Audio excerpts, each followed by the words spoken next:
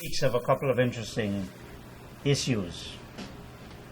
An Amerindian leader, or a leader of the Amerindian, in an Amerindian community, put a note on Facebook about a political party. And all we've been hearing about is the third force. And then yesterday, the Caribbean Court of Justice, Guyana's highest court, ruled in the third term case that the presidential limit of 2 terms stands, and those who felt that it was Jagdeo, former President Jagdeo, in the background, have come to recognize that so far as presidential position is concerned, Dr. Jagdeo has had his last. On Plain Talk tonight, I have that leader of the Amerindian community who made that mischievous post, Mr. Lenox Shuman, a pilot by training. He is, I think, a citizen of Canada, and alongside him, political thinker, writer, academic, Dr. David Hinds, who himself has been part of Third Force and parties for a long time. Gentlemen, welcome to Plain Talk. Thank you. Once again. Thank you, Chris. It's good to be here. Now, if I may call you Lenox. Absolutely. My age allows me to do things like this. What got into your head to put that post on Facebook? And what kind of reaction did you get? And were you surprised with the reaction you got? Sorry, that was a Freudian slip. That is real plain talk. Well, it's been some discussion, based around some discussions happening for the last 3 years that we would have thought about it, and we meaning whom? We as in the indigenous peoples, right? We've had this discussion in the back rooms for, I'd say, well over 3 years. And when we sat down last week, a few of the leaders and myself, we simply said, look, we've had this discussion in the back room for so long, it is time to put it out in the public domain and see what kind of feedback we get. We discussed the issues that have plagued indigenous peoples pretty much since 1814 to now, and about the solutions that never existed and still does not seem to exist for indigenous peoples. It is on that premise that we simply thought we'd have a public discussion on it. I had a 3-part question. Okay. Were you surprised? What sort of reaction you expected when you made that post, and were you surprised with the reaction? Well, we expected a lot of the, I'd say, people who are aligned would come out very strong against it and so on and so forth. But we've been very fortunate. The response has been very, very positive. And as I was telling Dr. Hinds here, is that you could pretty much identify the ones that are aligned on right and left, because you see them and you know how it's coming out. And I think those are in the minority at this point. David, you yourself have been part of this third-party business for some time. The WPA was once a key third-party player in this country? Yes. What's your view of what Mr.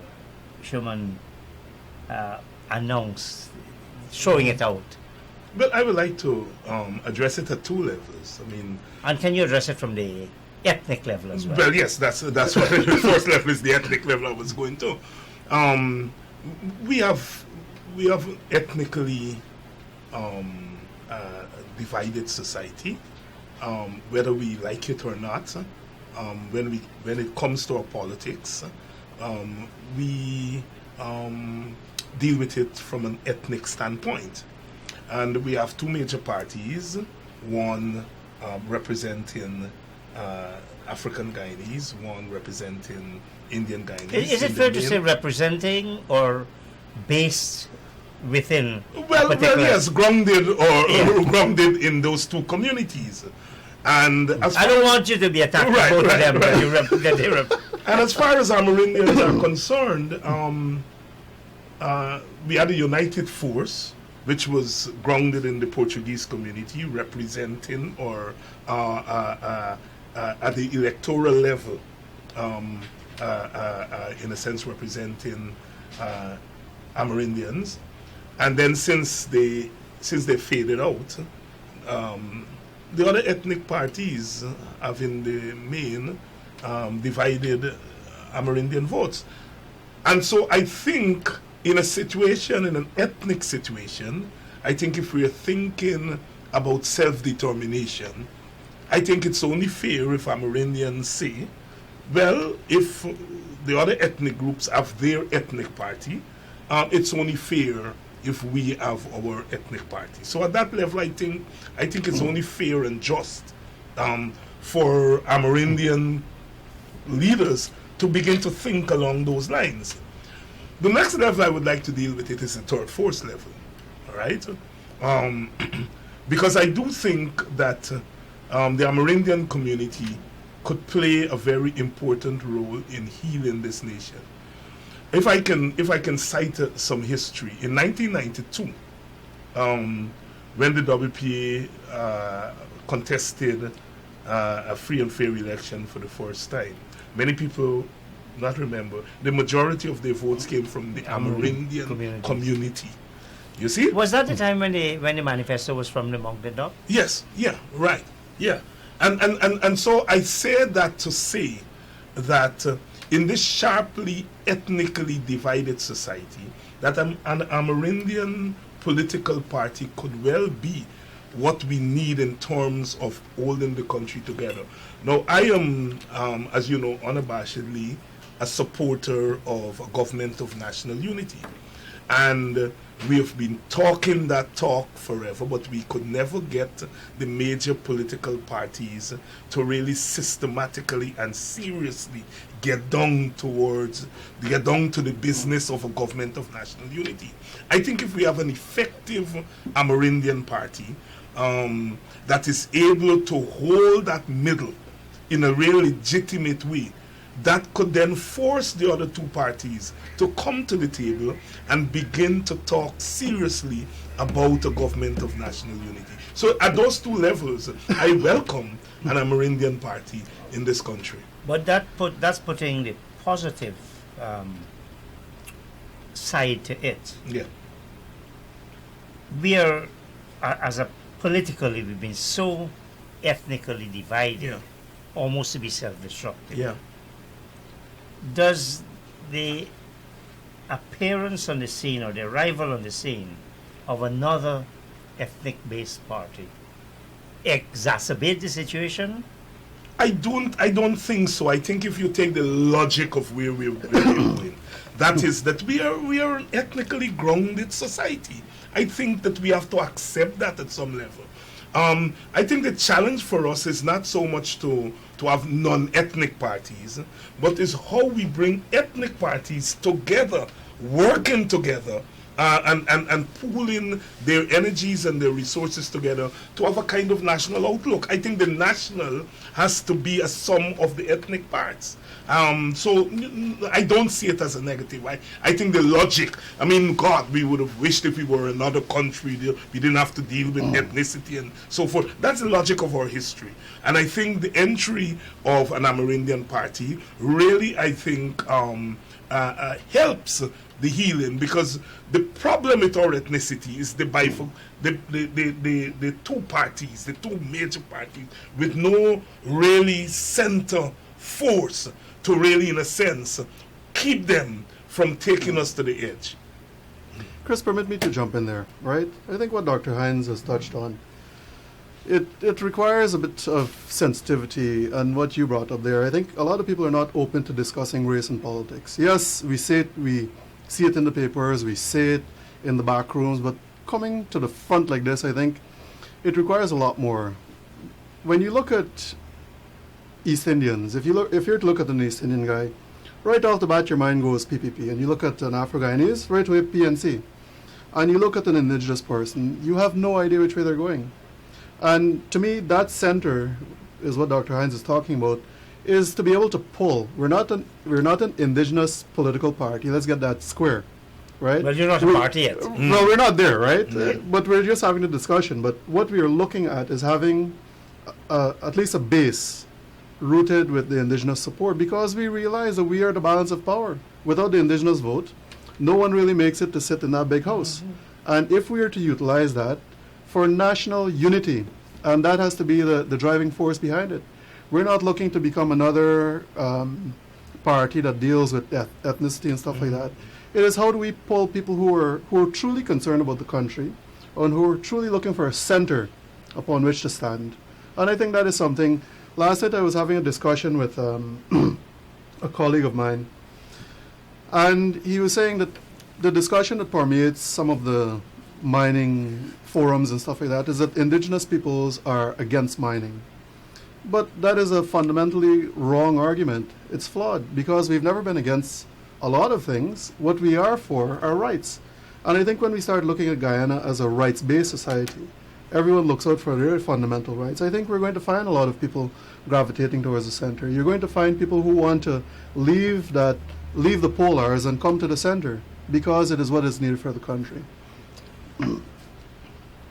If that is the case, now we've had the PPP had its birth sometime in the Political Action Committee, 1947, I think. So, and the party came when? A year or two later. 50. So you were talking about 60 plus years for both parties. You would have thought they would have matured as national parties. They have not. They still cling to certain demographics. Why try to be optimistic at this stage? What's the grounding for being optimistic with those two parties? Optimistic that they could be... They could be pulled towards each other, or towards a common vision for our country. But I think if they're driven there, they will go there, because at the end of the day, it's about political survival. If you have a third force, if you have a credible third force that is prepared to play a constructive role, because you could have an Amerindian party that behaves just like the other two. And I think that's what you were talking about when you talk about the negatives. If you have an Amerindian party that comes in and gets into the rat race, at the end of the day, you're back to square one. But if you have an Amerindian party or an Amerindian-based party that comes into being and has the express objective of national healing and leading national healing and national reconciliation, then it will force the two Levitians to come to the table. You're right.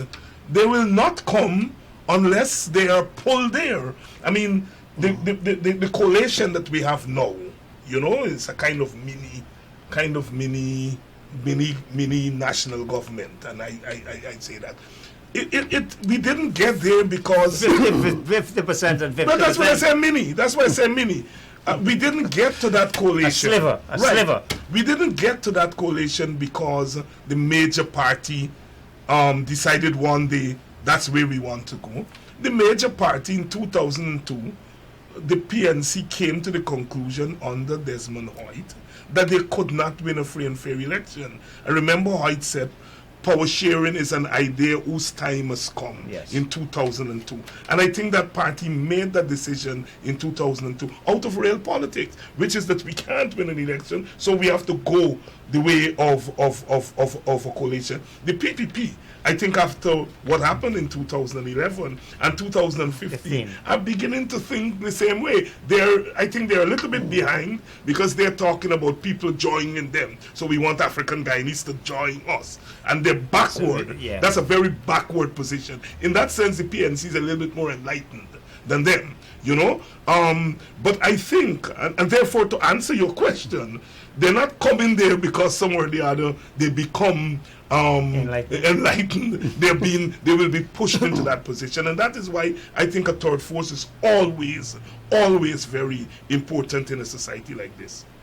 Lenox, does this impose too much responsibility and obligation, or maybe a historic duty on an indigenous hinterland-based party?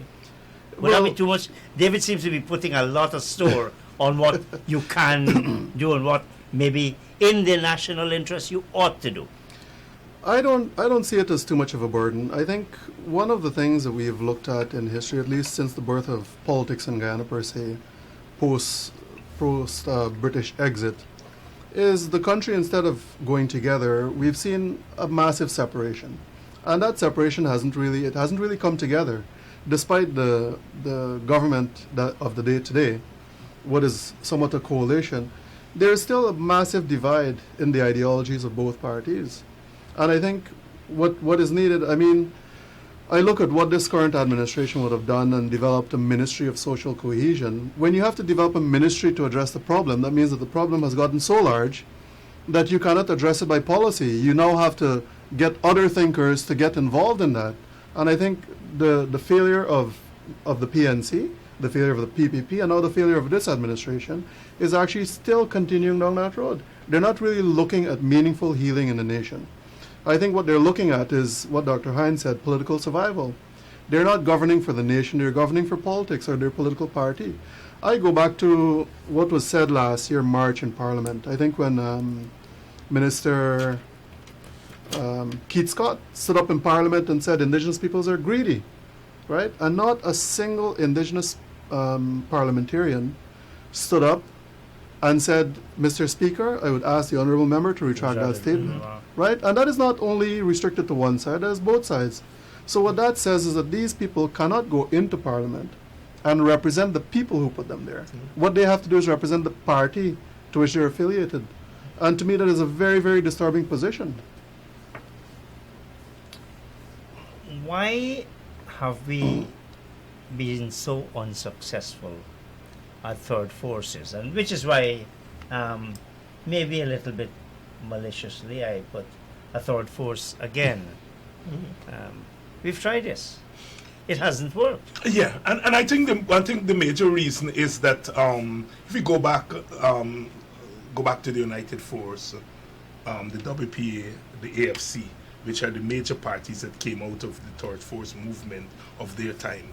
All of those parties were trying to get Indians and Africans to come away from their parties and come and join this third force. And they did, temporarily. And then they go back home. They go back home once it comes to election. So we have failed because we have not been able to convince a critical mass of people to remain in the middle of our politics for any length of time. Because whenever one of those parties had been in power, they have behaved so badly that the other side wants to get them out. So Africans in 1992 who had supported the WPA all along, by the time it got Indians in 1992 who had supported WPA along, by the time it got to 1992, they said, gosh, we got to go back because we got to get rid of this PNC, and so we keep once it comes to the elections, those go back to their tribes.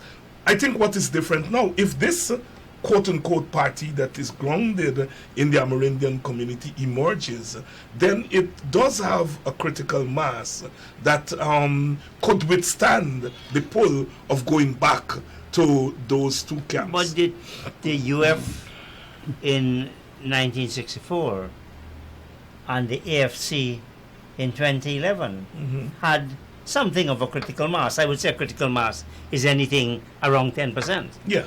And they both had that. But they're mostly Indians and Africans. Well, the UF had Amerindians, yes. But the AFC and the WPA, their support came mostly from the African and Indian community.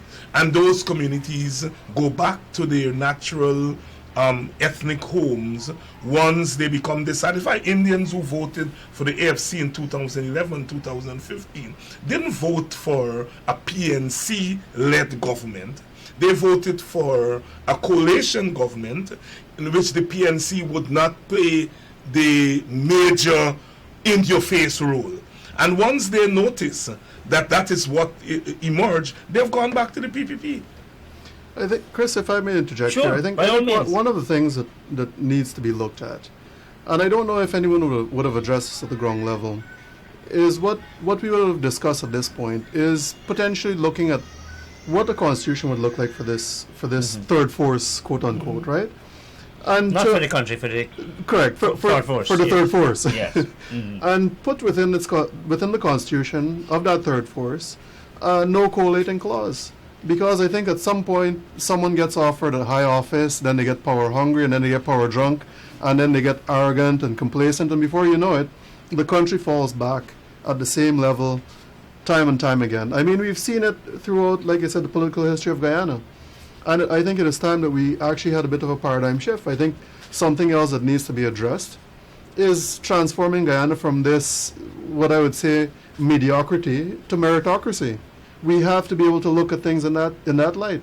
If we continue to operate at this level, continuously and consistently, then you're going to find with oil revenues coming into Guyana, Guyana would be worse than Trinidad and worse than many of the other nations that have failed. It is time that we actually had a very, very good discussion on what meritocracy really looks like and how we could bring Guyana into that fold. I haven't seen a single educational policy that addresses most of these things. Let's say there was such a party, and a strong possibility that there might be. And we mentioned the word home for Indians and Indo-Guyanese, Afro-Guyanese, whatever we want to call them. They feel they reside in the PPP or the PNC respectively. What do you say? And I'm asking you, David, as well as Lennox. What can a hinterland-based indigenous people party say to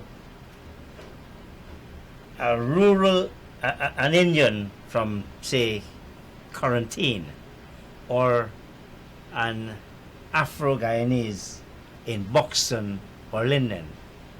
What does this party offer to bring those people in its fold? Dr. Hayes, permit me first, right? Go on. I think one of the things that we need to start asking people at the ground level is, since independence, has your position, your status, your anything, have you a better life today than when the Brits left? Right? I think that would pretty much answer a lot of things. Dr. Hawkins wrote a fantastic book called Power versus Force, and it speaks about people who operate at an emotional level and people who operate at an intellectual level. And unfortunate for us that when you look at the stats, 10% of the workforce actually has a certificate and operate in that level, and then the remainder are operating at an emotional level. So today, for example, you and I could have a serious cough out and cuss out, and tomorrow I could run for election, but guess what? After we're done fighting and all that stuff, I throw a big party, I hug you up, I say sorry, and you think I'm a good man. Why? Because I'm playing on your emotion. Whereby someone operating at a different level would sit there and say, hold on a sec. First and foremost, I wouldn't even get into that fight, right? Because I want to hear what the issues are, and tomorrow when I go to that ballot, I'm making a decision based on principle. I'm making a decision based on policy. And we've never had that discussion in Guyana. That's the exact question. But that's what I was getting at. I may not have phrased the question properly. What does a hinterland-based party say to those people to say, look, these are the issues on which we invite you to involve yourselves with us, or with a common national objective? Well, there are two things there. With us and with a common national objective. I think if a hinterland parties, a party, an Amerindian party goes to Indians and Africans and asks for the votes, they will have a hard time, right? And I would not advise that thing. You put your program out there and you ask people to vote for it. But once you get into the communities and begin to compete with the other two big thing, then you're going to invite a lot of animosity. I think the strategy for such a party should be the national objective. Our presence on the political stage is the healing of this nation, is national reconciliation, is a government of national unity. I like the clause that we're not going to collate. I would add to that, we are not going to collate unless it's a government of national unity. Because if you say you're not going to collate, then why are you in this? And then you're assuming that you will win a majority, which I don't Or you're think planning to hold just you're all the balance or all the balance center. of power. At the end of the day, I mean, if you're talking about power, yes, the AFC said they were not going to collate, and they eventually collate. All right? So you have to make the argument that if you will collate, it will be in the interest of government and national unity. That's where I think the strength of this third force would be, in its enunciation and its argument for government of national. And I think if the third force takes that route, then it could get Indian and African votes. All right? But so I like the idea of the national objective as a way of speaking to those large ethnic groups. I want to get in there because I think one of the primary objectives would be constitutional reform. I mean, we saw a rise come up so strong, and then all of a sudden the Honorable Prime Minister stood in the House and said, you know what, that is actually high on our agenda. And before you know it, rise just went completely flat. There is no argument to be made after that. Why confine those discussions to those forums, right? It is time that maybe a political party actually looked at that and look at constitutional reform as one of the sole purpose. I think once we realize constitutional reform, a lot of things could be dealt with. The pre or post electoral coalition, for example, then there's no need to collate. Why? Because you could sit there and vote consciously. To having the head of a party say, you know what, you're not going to sit there, we have to move to a constituency-based representation. And I think when we transform the nation into that sense, you're going to find a lot more people accountable, and you'd be able to hold them accountable. Have an opportunity to recall people, you know what, I voted for you, and you're not representing us, so I'm going to get all of these people, and we're going to have a recall election, and get you out of there, and we'll get someone who could represent us. I think those are the things that we have to start looking at. As a nation, at 52 years, I think we're still far behind. We call it a democracy, but I don't see the democracy aspect of it. I see a mix of democracy and autocracy. Why do you believe third forces have failed? I would say starting with the UF. Start with the UF. I think at some point, every bit of failure in life, despite everything that comes, is most times is because people lose focus.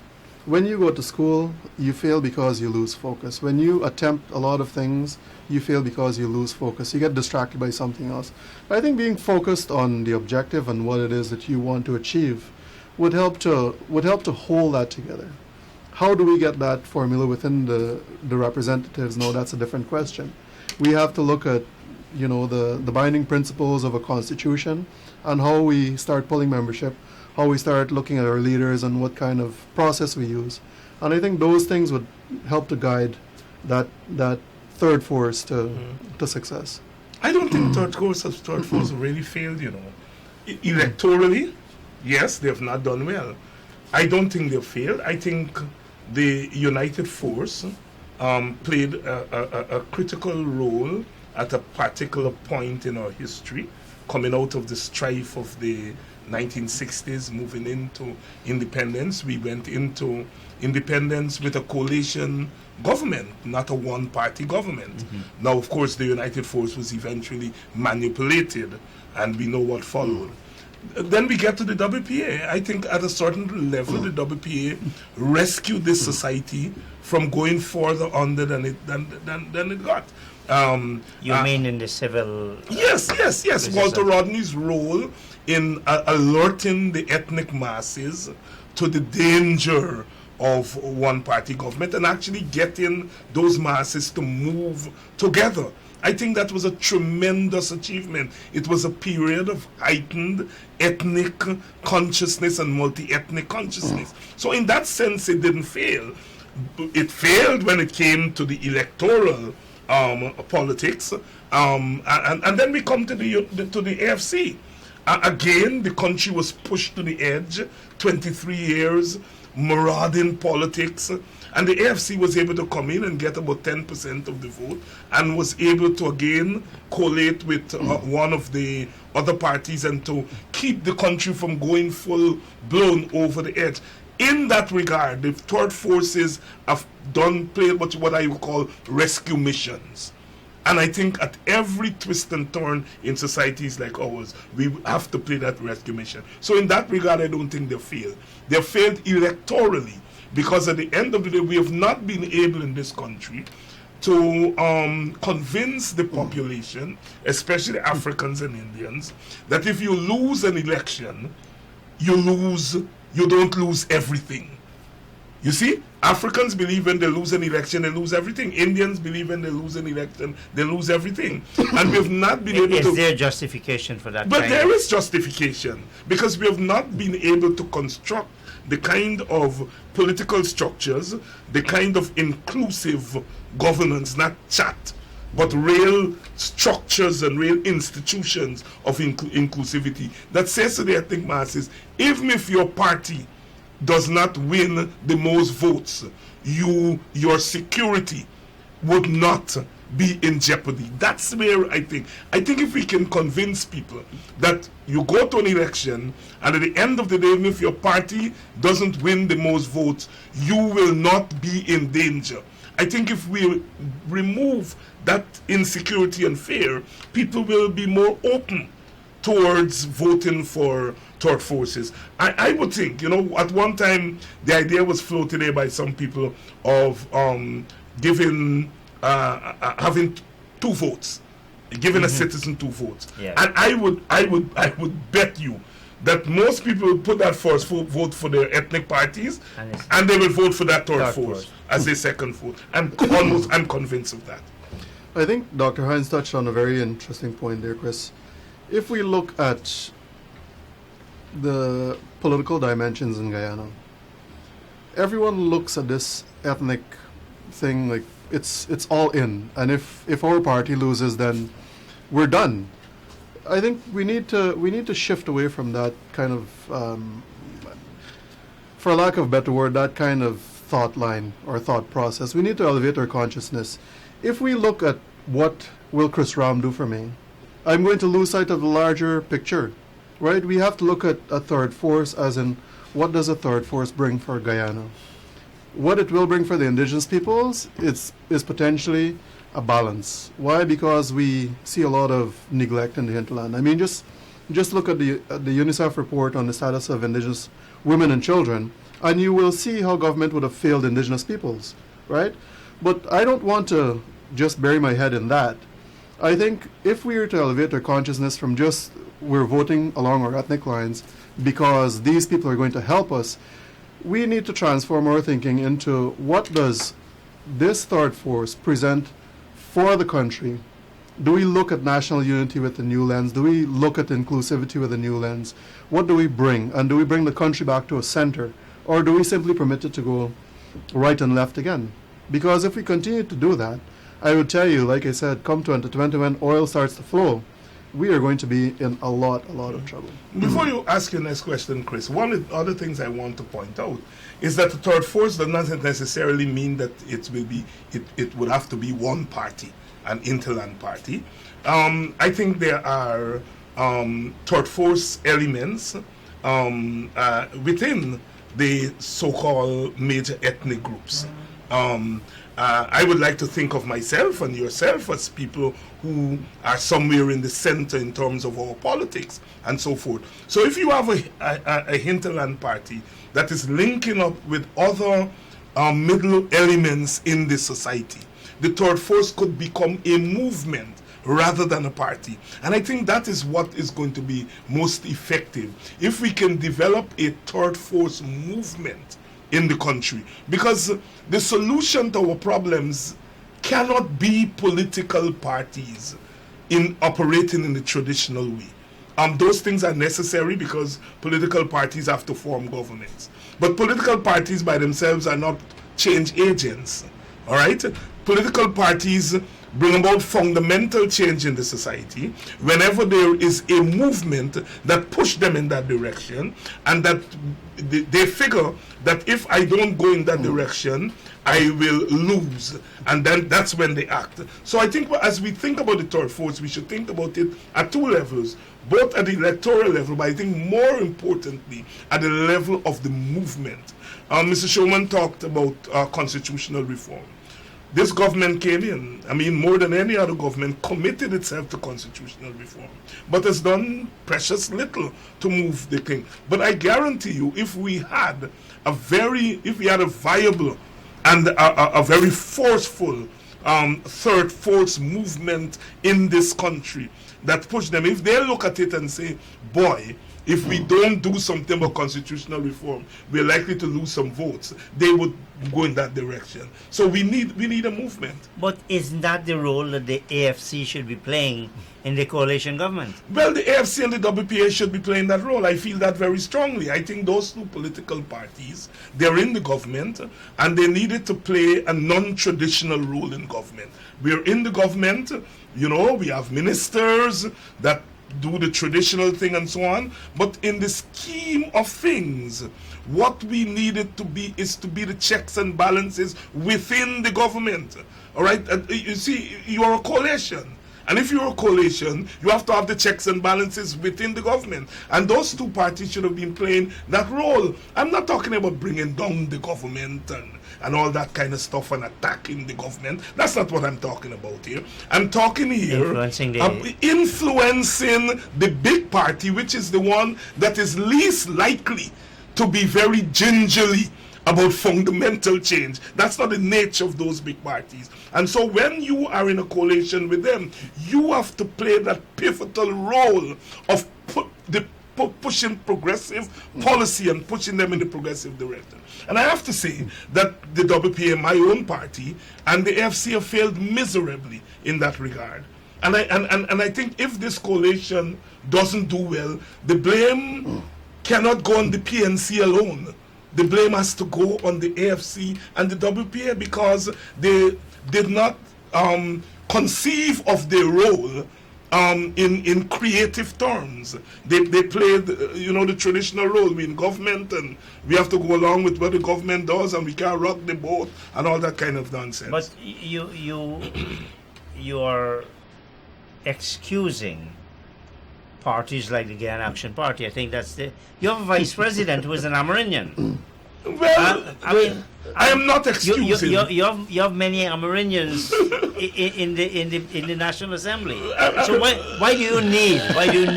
I'm not Dr. Hinds. The reason that I didn't take GAP is that when GAP came on the scene, there were expectations. I remember fully well. Mr. Hardy from GAP, there were expectations. But I think they, again, did not live up to those expectations for objective and subjective reasons. And in a sense, the leaders of GAP did not come out of the communities themselves. But Mr. Ali Koch, he's vice president. Yeah, no. I'm talking about the party.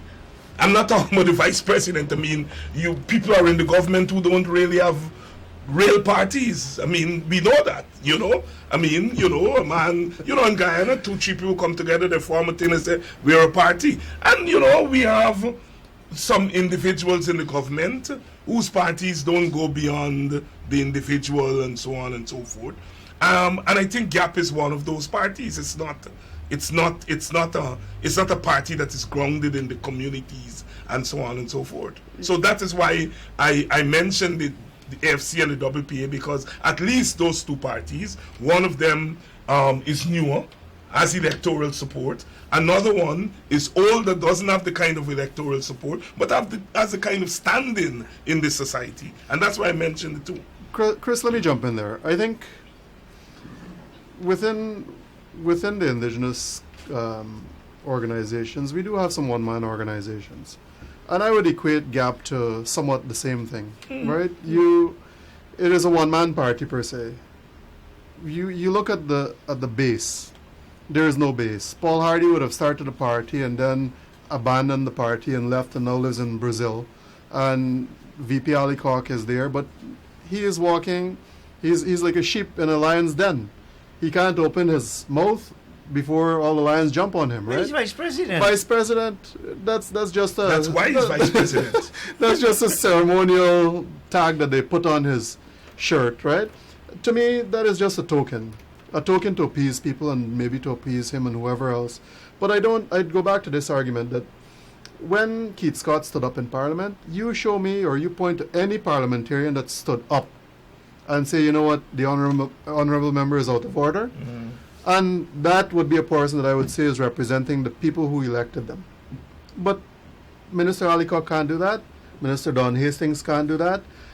Minister Garrido cannot do that. You have the other MPs, Ms. Sukai, Mr. Charlie, and Ms. Pearson, who still cannot do that.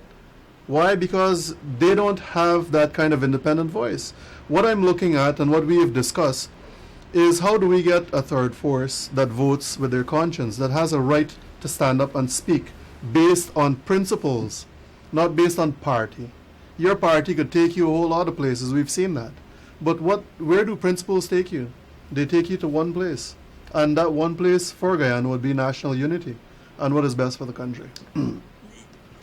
Do we sometimes overstate this issue of national unity? Why would I, as an independent Guyanese, or any independent Guyanese, support someone who says we're for national unity, but you have policies that are clearly anti-people, anti-poor, anti-hinterland community? How do you define what is so virtuous about this national Well, unity? there's rhetoric, there's national unity rhetoric. We have plenty of that, especially from the major political parties. And even a party like the AFC has come to fall into that category. So we have national unity rhetoric, and we have the form of national unity. Put an Amerindian, make him vice president, put an Indian here and make him this, Prime Minister. and so on. And we have national unity. No. That's the form, that's the rhetoric.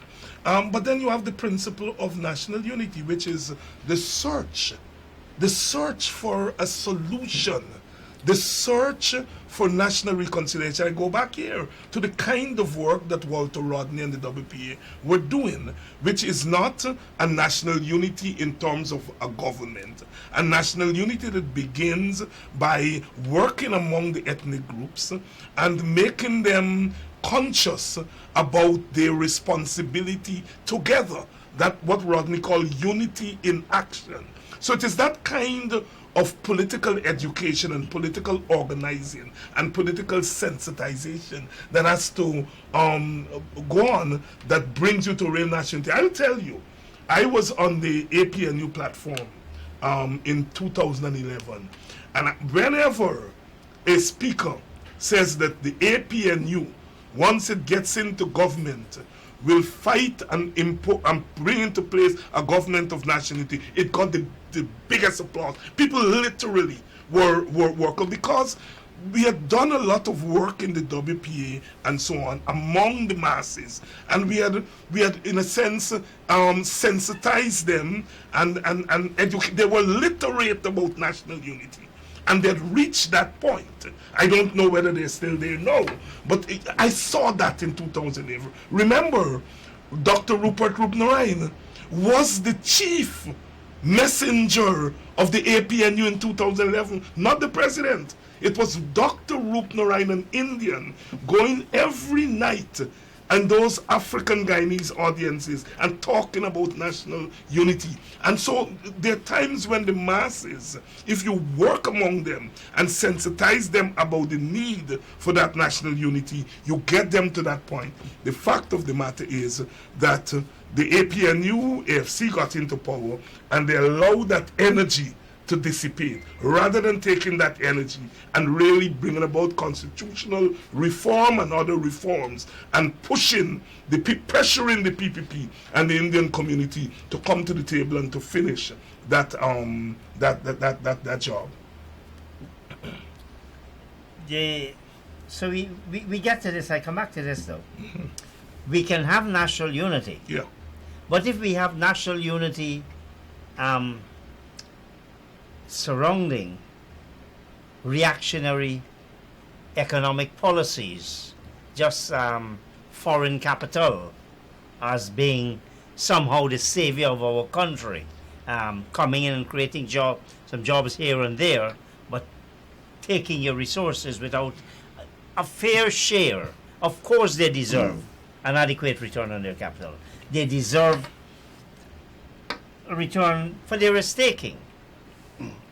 But should national unity only be around this constitutional reform, which is not something on a day-to-day basis? I don't know about the Amerindian communities very well, but maybe that's not the bigger issue. Maybe poverty is the bigger issue. Maybe the exploitation is the bigger issue. Chris, going into indigenous communities, you're going to find that we have a lot of issues.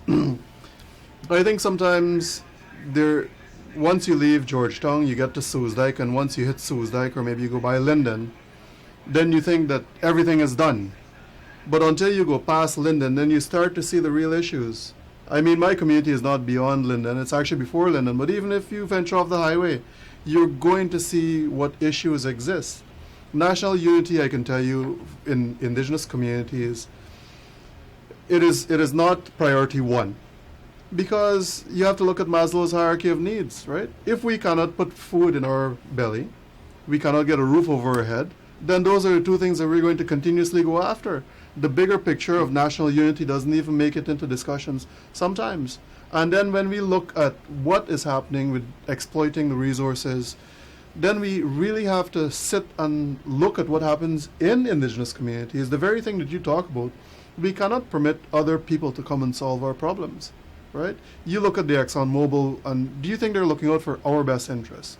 And this is a position that indigenous peoples have known since gold was discovered. We look at them and say, do you think that this person coming in here is looking out for your best interests or theirs? But at some point you look at it that, look, we need a little bit of revenue to be able to fill our bellies and put that roof over our head, so we have to accept their sins to a certain degree. But I think at some point we have to transition away from that and realizing what true ownership is. We own the country, we should own the conversation, we should own national unity. Chris, I think you raised the critical point there. National unity by itself is not the solution to our problem. You can have a kind of pragmatic national unity, which I think is where the AFC came down on. We have a kind of pragmatism and so on, as opposed to the very deeply ideological national unity of Walter Rodney / WPA, which argued that national unity had to be grounded in the masses, had to be grounded in the security of the masses, the economic security of the masses. And that is why a lot of effort was put in mobilizing sugar workers and bauxite workers and workers in the villages and the towns and so on. Because it was very important to not talk about national unity outside of the political economy, outside of poverty, outside of governance, for example. So you're very right. National unity by itself is just a cliche. National unity is the objective of a mobilization of the people, talking about how we ensure that this country deals with the question of poverty, that this country deals with the question of the security of women and children, that this country deals with the question of educating its people, especially its young people, that this country deals with the question of healthcare and so on. All those things have to be hooked in to a conversation of national unity. Because as you said, you can have national unity, and at the end of the day, you're still exploited, poverty is still rife, violence is still rife, sugar workers are still crying out about their conditions. You and I, earlier this week... I'm glad you raised that, David. Yes, maybe spend a minute talking about our experience yesterday. Went yesterday to West Bank, Potential Wales, and spoke to some of the workers there who have been affected by the closure of their estates. of their stay there. We, through your initiative, we were able to give some tokens to some school children who were most in need, the children of sugar workers. And it is very clear that government implemented a policy, but they have not gone back to find out how this policy is impacting the day-to-day lives of people. Now, everybody knows that I support generally the right sizing of the sugar industry. Many people disagree with that, but I support it. What I don't support is taking a political decision and an economic decision, implement it, and then go on about your business and don't go back. I myself was shocked at what I heard there yesterday. We saw roads going into communities that impossible even for walking. You see, and so therefore we cannot talk about national unity outside of the security of ordinary people. And as I have said to you, I would want to go into some of those sugar communities to see for myself what has been happening since the closure of those estates. Chris, let me pick up there for a sec. The question you ask is about national unity permeating the discussions in hinterland communities. Yes. I think to a great extent, it is to say, or to a similar extent, it is what happens with the sugar workers and the rice workers. If you were to go there and ask them how high is national unity on your agenda and in your discussions today, do you think that they're going to offer you an answer that says, you know what, it's priority one? Or are they going to sit there and say, you know what, national unity, all I want to do is go to work and ensure that my kids could go to school, and look at some of the problems that we have not addressed? When I spoke about sound educational policy, to me that should be one of the fundamental building blocks of this nation. Look at how do we reform the educational system. If we cannot look at that meaningfully and we cannot have meaningful discussions around that and policy-driven initiatives, then you're going to continuously see Guyana on a flat, on a plane. We're never going to be able to elevate this country. And one thing, I think that is one of the keys that actually holds developing country into that status as developing country. You never get to that developed nation status, right? Why is it that a country as small as Guyana, we've never had a war, we're richer than Israel, but yet you go to Israel and see what's happening there. And look at Guyana. We have oil, we have gold, we have diamond, we have forests. We have massive amounts of wealth. We can choose between the best of so many things. Exactly, and look at the state that we're in. The difference with that is how do we drive education? How do we drive some of these things that affect the common person? You and I and all of us, right? I think these are some of the things that we need to start looking at.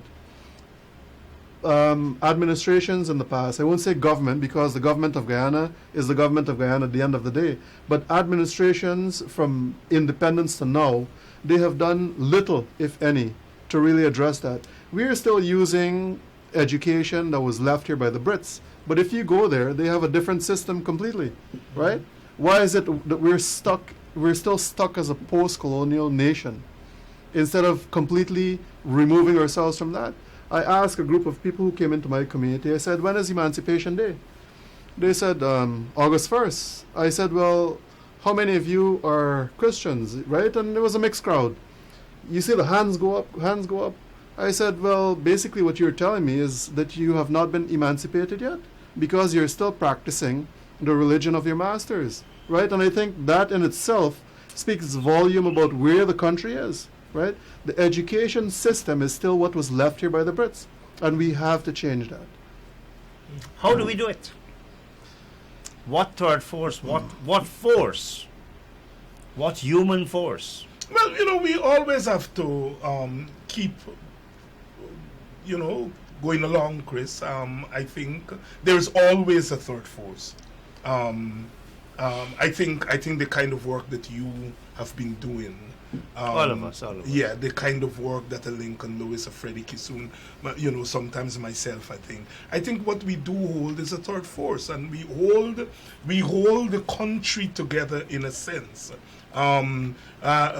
We say to the supporters of this government that yes, this is your government, but yes, this government has faltered in many ways, and we have spent too much of our independence defending the defenseless, and we ought not to do that. Now, some people are going to say you're attacking the government because that's the rhetoric they use. At the end of the day, it's not about attacking a government or attacking a political party. It's about holding the country together from the center. You have your political preferences. I have my political preferences, but we're saying that those preferences are not going to be primary. What is primary is the wholeness of the society. So again, your question is a national unity argument has to convince people that this concept of national unity will deliver a qualitatively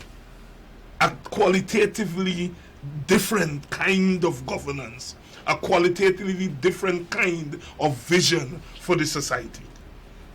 Lenox, we got about a minute and a half according to our operator. One of the challenges we have found in election politics in Ghana, the administration of elections, the GCOM or whatever it was before, recent developments in that commission have caused lots of people to worry. What's your own concern about this, particularly as you consider embarking on electoral politics? Well, you got 1 minute to answer. 1 minute. Let's say first and foremost, I was happy about the CCJ's ruling yesterday, and I look forward to what the challenge would be to challenge the GCOM or the appointment of the chairman of GCOM, right? I think that would speak volume as to where we are in 2020. Our concern, obviously, has been what we've seen as a pattern, not only under the PNC, but also under the PPP. And people are talking about rigging. They think it's confined to one party, but it is not, right? I think maybe changing the framework of GCOM, how they operate and so on and so forth. I think maybe looking at how we could address that from an institutional perspective would add a lot of confidence, or put a lot of confidence in not only indigenous peoples, but I think all Guyanese. Well, as you know, and if I have to take the last word, forgive me, 1992, the Carter Price model was supposed to be unique in the sense it was for one election, and how many years? 26 years later, we know further. It's not a very positive note on which to end our play talk, but Dr. David Hinds, Mr. Lenox Shuman, thank you very much for this interesting discussion. Operators and viewers, thank you, and good night.